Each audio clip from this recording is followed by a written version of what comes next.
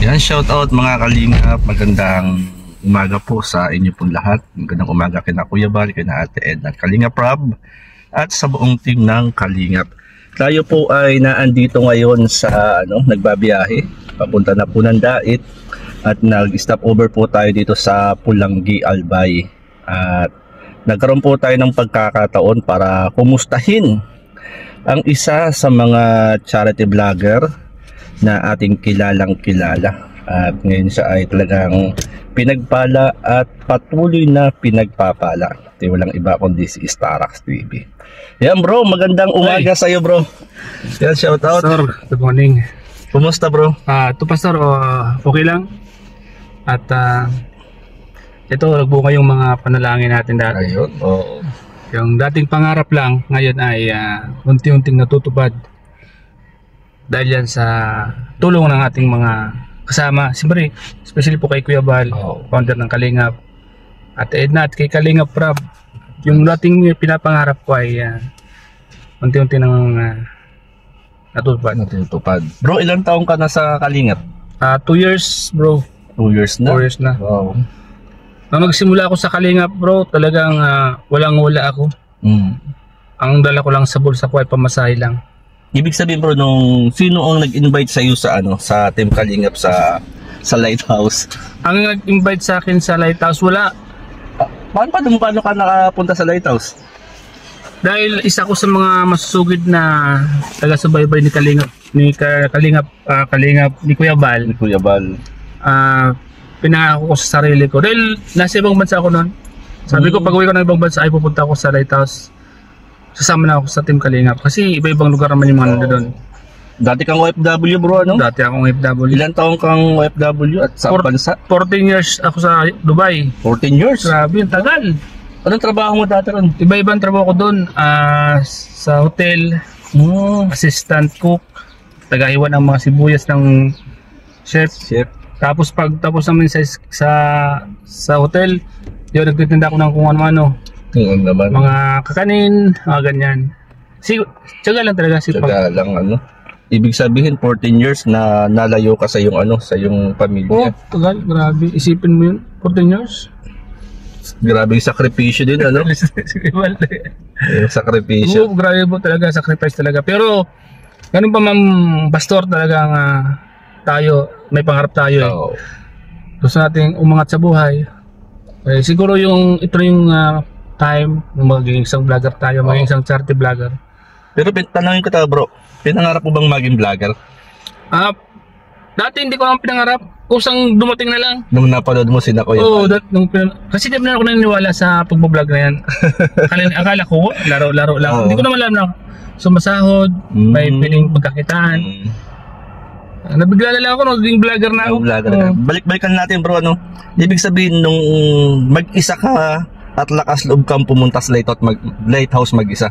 Lakas loob akong mag-isa. Sinong naabutan mo dun? Wala akong naabutan doon. Talagang kumatok ka na lang? Kumatok lang ako tapos merong isang taong nagbukas sa akin. Pero hindi ko na matandaan kung sino yun. Sige na yun. Hintayin ko na lang daw sila Kuya Bal. At nung nakita mo sila Kuya Bal, ano ang sabi mo kay Kuya? Pagdating nila Kuya Bal, alangan pa ako pero sabi ko wala na ako ibang choice, ito na lang para makilala din at pagpatuloy ko yung pagbablog ko. Pagdating ko nagmano kay Kuya Bal, mano po. Nagtaka yung mga tao doon, sino daw ako, bakit ako nagmano? Tapos sabi may mga nagsasabi doon, ay kamag-anak siguro ni Kuya Bal. Tapos nabigla sila nung pumasok ko sa bahay ni Kuya Bal. Pero yung purpose ko talaga ng intensyon ko kay Kuya Bal, yung sabi ko pagod, sabi ko makonsuloan ko, ilutin ko. Tapos yun na. Doon na nagsimula. May napaigan ako bro sa kwentuhan natin kahapon. Sino yung unang na-vlog mo sa Kalingap? Si Kuya Bal. Ayun. Si Kuya Bal, inakilig ko kahapon Siya yung unang mong na-vlog sa Kalingap. Ang iniilot ko si Kuya Bal, binablog ko na. Yun na. Tapos umpisa na yun. At yun nga, na ikaw rin ay nakasama rin nakasama rin sa Gumara. Tapos yun, sabay-sabay na kay Kuya Bal. Matagal din ako nag-stay kay Kuya Bal, siyempre. Nung nagsisimula tayo, talagang tulong-tulong tayo. Yun naman talagang ngayon. Tulungan. Kung may mga narinig ka, pasok lang dito, labas lang sa kabila. Basta focus lang sa kung anong pangarap mo. Bilang isang charity vlogger, yan, ano yung pwede mong may advice sa mga agaya namin? Bilang isang charity vlogger kasi lahat na tayo ay may mababang kalooban. Kasi pag may mga nakikita tayong pinagtulungan, hindi natin natitiis. Basta tuloy-tuloy lang tayo. Ipagpatuloy lang po natin yung kababaang loob at kung mayroong humingi ng tulong at kung mayroon tayong pantulong, huwag nating tatalikuran na hindi natin nabibigyan. Kahit konti, basta iwanan natin panatag yung kanilang kalooban, nabigyan natin kahit paano. Kung ano, kasi ranas natin yun, kung kaya natin. Kasi ranas, humingi ako ng tulong, hindi naman yan hingi ng tulong sila kung mayroon yan. Totoo yun. Saka hindi yan manghingi ng pagkain kung mayroon sila, kung hindi yan gutom. Kaya, payo ko lang sa mga katulad kong charity vloggers, kung totoo ang pagsa-charity mo, kahit maliit na bagay, pag may umingi sa'yo, abutan mo kasi alam niyo po, diyan mo masusukat, maliit na bagay ang yung pagkatao, yung pagkababaang loob. Kumbaga ay gawin mo ng may kagalakan sa puso. Kasi lagi kong tinatandaan, kung meron sila at kung hindi yan nagagutom, hindi man manghihingi sa'yo. Bro, ano yung isa sa hindi mo malilimutan sa pagbablog mo sa loob ng 2 taon? Ang hindi ko makakalimutan nung ako'y nag-isa akong naglalakad. Pawis ako, naghanap ako ng matutulungan na sabi ko, naghanap ako ng matutulungan pero yung sarili ko, naglalakad ako na pawis na pawis. Naglalakad ka nun? Naglalakad ako, nag-scout. Wala akong service. Nagkaroon akong service una, bisikleta. Nag-scout ako bisikleta. Ang bisikleta? Lahat ng mga kasama kong vlog, di motor, dinadaanan ako noon, ako nakabike ako. Pero, di ako tumigil, sabi ko, balang araw ka ako, magkakaroon na ako ng motor. Unti-unti lang. Noong una talaga. Ngayon ko lang napainggan yan bro Bisikleta lang talaga gamit ko. Noong una pala sa pag-scout mo, naglalakad ka lang. Ako. Tapos, lagi kong papasok sa isip ko, tiyaga lang, Starax, tiyaga lang. Lagi kong minamindset sa utak ko lang, tiyaga lang, Starax. Kinakausap ko sa sarili mo. Pag tiyaga ka lang, Starax, kasi lahat ng na-achieve nila, makukuha mo rin yan. Ayun, tama. Huwag ka lang hihinto. Nagbibisikleta ka pala dati sa pag-scout? Di pawisan ka nun? Pawisan, grabe. Grabe, ano? Tapos, nung pagkasod ng bisikleta, ano na? Ayun, wala pa rin hindi pa rin ako magbili ng motor kasi wala pang pambili. Wala pa, kasi pag-scout, yung pirang binibigyan ng mga sponsor sa akin, yun, inuunti-unti ko yun. Pan-charity. Pigkong ko yun, pighahati-hati ko yun para magkaroon ako ng maraming charity. Oo. Kasi konti pa lang naman. Kunti lang, basta't may minagot pa lang. Hanggang dumating, nagkaroon ka ng motor. Yung motor, yun, sabi ko, siyempre, may mga tumutulong na rin at kumikita na rin tayo sa YouTube. Yun, sabi ko, kailangan ko ng hulungan ng motor. Yun, hanggang sa, yun nga, sabi ko, hanggang sa may mga dumating na blessing, sabi ko, sige, unti ko ng hulungan ng motor na mas marami. Kaluwag na ako, hulugan ko ng lahat ng kuna para wala nang isipin. Yun bro, katin muna natin diyan, mamatituloy Doon sa tanong ko kanina na yun nga yung isa sa nakaranasan mo sa pagiging charity vlogger, yung talagang sakripisyo, naglakad ka, nagbisikleta ka. Kumbaga ay may proseso, hindi instant agad yung mga pangarap sa buhay. Pero ito yung isang tanong ko bro, na dumating na ba sa iyo sa loob ng 2 taon na para bang gusto mo nang umayaw o sumuko sa pagiging vlogger? Sa akin bro kasi di naman yan pumasok sa isip ko na umayaw. Minsan hindi pumasok sa isip ko ang umayaw sa sumuko. Kasi sa dami kong pinagdaanan sa ibang bansa, nalagpasan ko lahat. Naging kulobya ako doon. Yun nga, nakwento sa akin yun palaboy ako doon sa ibang bansa. Halos kumain ako, di kain, tubig lang ininom ko. Pag pumapasok ko sa trabaho, yung part-time, kasi wala pa akong trabaho noon, halos talagang sacrifice, umiyak ako sa hirap. Sabi ko, bakit ako dito ako sa Pilipinas? Ito na yung pagkakataon para mabago yung buhay ko. Pupursigihan ko lang, sabi ko. Kumbaga, yung goal talaga. Sabi ko, dito na. Kasi wala na akong ibang makikitang paraan na mabago ang buhay ko. Sabi ko, ito na yung way para mabago yung buhay ko. Ito na, pagtsatsagaan ko lang, pagtsatsagaan. Kasi bro, marami ang, siguro kilala ka bilang Starax TV, na kung saan yung mga naranasan mo sa buhay ay may mga nakakaalam at hindi nakakaalam. At yung isa sa nikwento mo sa akin nung ikay nasa ibang bansa na parang ikaw ay dumating yung time na parang naging pulubi ka. Pulubi ako dun. Na, kumbaga sabi mo kapag nakakakita ka ng kapwa Pilipino natin, naguhod ka, nagtatago. Para si Kalo na gano'n. Oo, para si Kalo. Tapos natutulog ako sa isang mosque kung sa mga taga Dubai, kung maalam niyo po dyan sa Dira. Meron akong isang mosque dyan na talagang sa gabi, diyan ako natutulog. Nakiusap ako sa nagbabantay na makikitulog lang. Nakikitulog ka. Tapos tuwing alas 3 ng madaling araw, mauna ako maligo kasi simbahan nila. Oo. Tapos pagdating ng mga alas 5, lalabas na ako para mag-walking ako, maghanap ng trabaho. Yun. Naranasan mo bro. Paano bro yung pagkain mo nun? Pagkain ko, shawarma lang. Mura lang sa shawarma doon. Yung murang pagkain doon. Kumbaga, naranasan mo yung hirap, hindi lang physical. Sobrang init. Physical, emotional. Lahat, naranasan ko lahat. Kaya yung paghihirap dito sa Pilipinas na yung sa pag-vlog, napakasimple na sa akin ito. Kumbaga, sisyon na lang sa akin itong ganito. Kumbaga bro, na yung mga karanasan mo nung ikay nasa ibang bansa, pero nagkaroon ka ng nagkaroon yung pangarap lang hindi mo binitawan yung pangarap mo. Binitawan yung pangarap ko. Na kahit mahirap, may pagsubok. Tsaga ko na kasi nakita ko na kasi nandito na kumbaga nasubukan kong sumahod kahit malit sa YouTube, pero sabi ko pag pinagsigapan, lalaki pa na lalaki. So ito na sabi ko. Kumbaga yung tanong ko nga, nasagot mo bro, na hindi sumagi sa isipan mo yung sumuko bilang isang charity vlogger, kundi ikaw ay nagpatuloy at lumaban. Yes, ang tanong ko pa bro ay, sino yung inspirasyon mo? Bakit ito ay talagang ang pagiging charity vlogger, bukod kay Kuya Bal, sino yung pinaang inspirasyon mo para abutin yung mga pangarap mo sa buhay?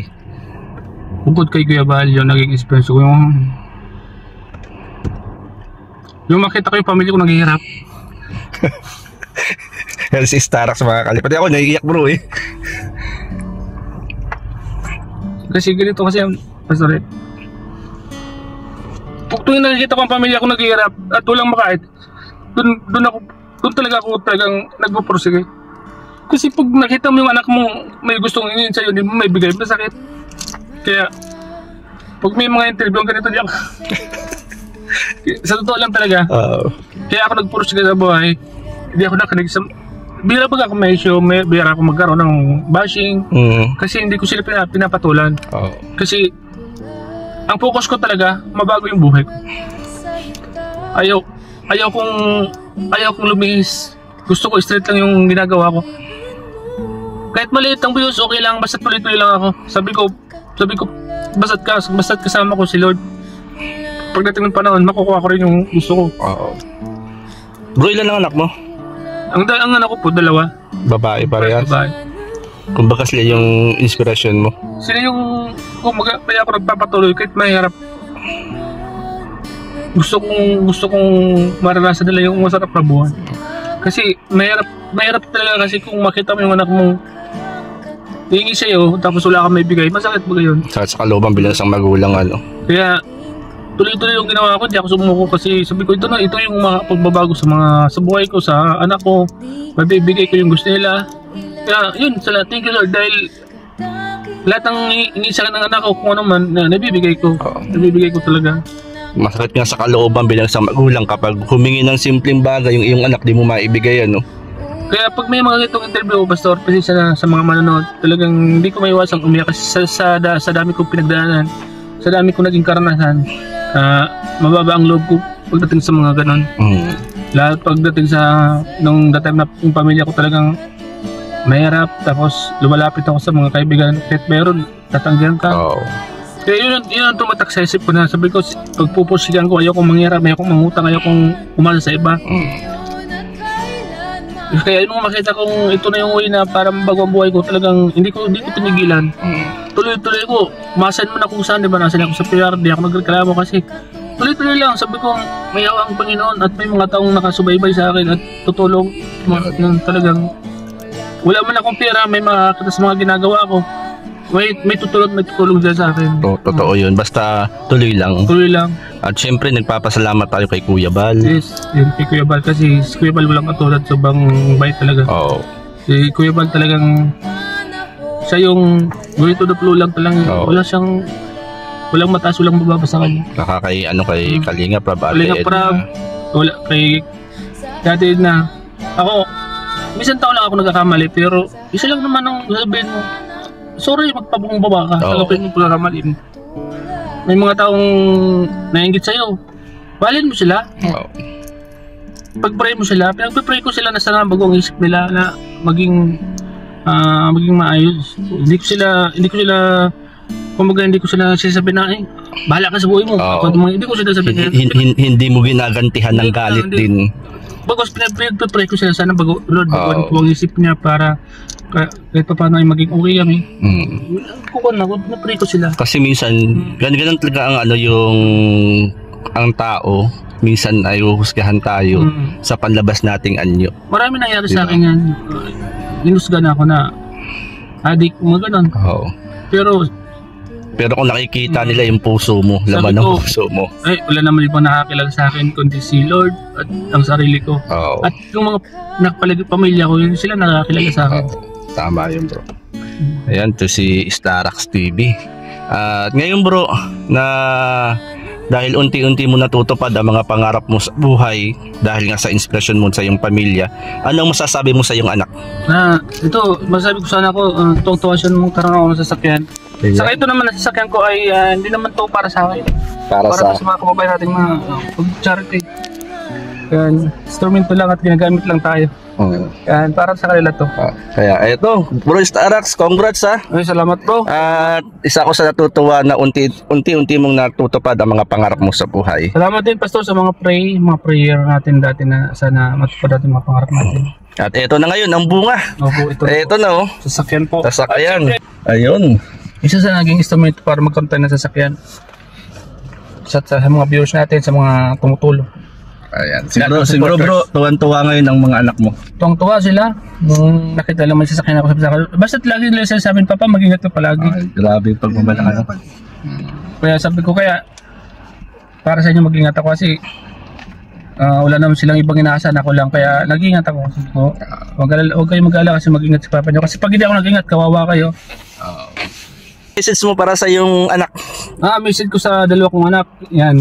Gaya niya lang si Papa niya na maging mapagmahal sa kapwa. Tumulong pagdating ng panahon kung meron kayong pantulong at maging mabait at huwag makakalimot sa Panginoon. Magdasal palagi. Isama lagi ang Diyos sa buhay kasi magaan sa pakiramdam pagkasama siya lagi. Totoo yun. Si Starax TV mga kalingap, isang kasamahang charity vlogger, mabait na kaibigan at nakakuha tayo ng pampalakas loob. Yan, salamat bro ha. Salamat. God bless and congrats. Tayo tuloy na. Yan, salamat mga kalingap, nakausap natin si Starax at congrats kay Starax sapagkat yung mga pangarap niya sa buhay ay unti-unti niya nakamit. Ayun po yung kanya pong sasakyan mga kalingap. Yan, marami pong salamat mga kalingap. At syempre, shoutout kina Kuya Bal, Ate Edna, Kalingap Prab at sa buong team ng Kalingap. Magandang hapon po, mabuhay ang team Kalingap. Kabahagi at Kalingap Jay Moreno Vlogs nagsusumikap.